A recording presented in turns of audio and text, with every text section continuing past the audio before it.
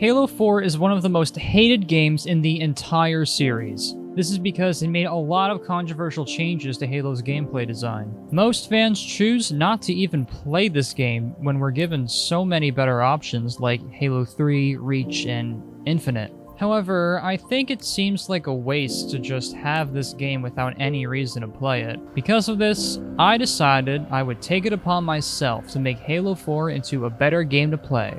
I went about this by using Forge and custom multiplayer settings. The first thing I had to change was the custom loadout problem. You guys already know why I hate BR starts, but 4 makes it even worse by giving out plasma pistols, bolt shots, sticky grenades, still BRs, and don't even get me started on tactical packages and support upgrades. I made it so everyone has to start with the same loadout: AR, Magnum, 2 grenades.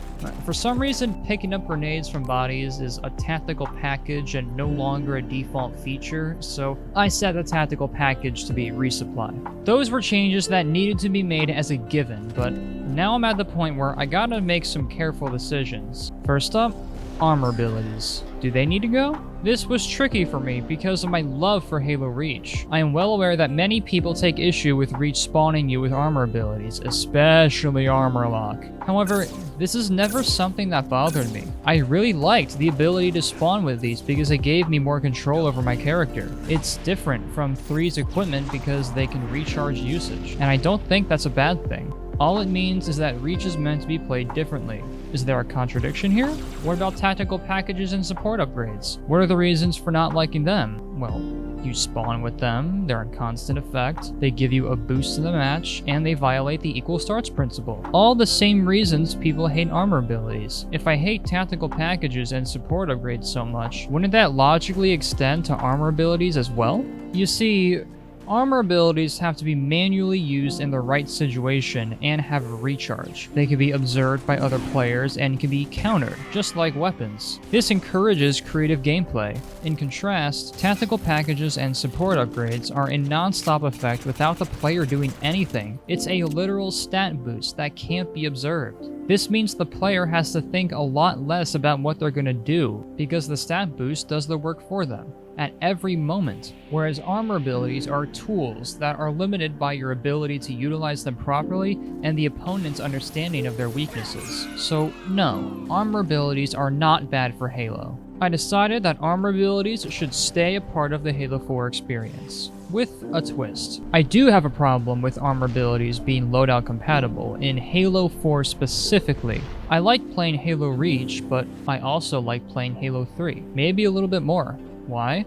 Because the games play differently. They each give you a unique experience. Reach has armor abilities, while 3 has equipment and dual wielding. These specific features make both games fun to play for their own reasons. By Halo 4 copying Reach's armor ability loadouts, it doesn't separate itself from Reach as much as it should. In order to make Halo 4 stand out from Halo 3 and Reach in a fun way, I made Halo 4's armor abilities collectible items throughout the map. It's not loadout compatible, just like 3's equipment, but it has reusage, just like Reach. This is the perfect balance, fusing the functionality of both games into one super feature that stands alone from the other titles. This gives me lots of freedom with map building because I can balance the armor abilities according to their power. Many people have complained that Promethean Vision is overpowered because it trivializes stealth gameplay. Well, instead of having people with it all the time, now I can treat Promethean Vision like a power ability and only spawn a small amount, in addition to giving them long respawn times. What about Ordnance? Does Halo 4 need that?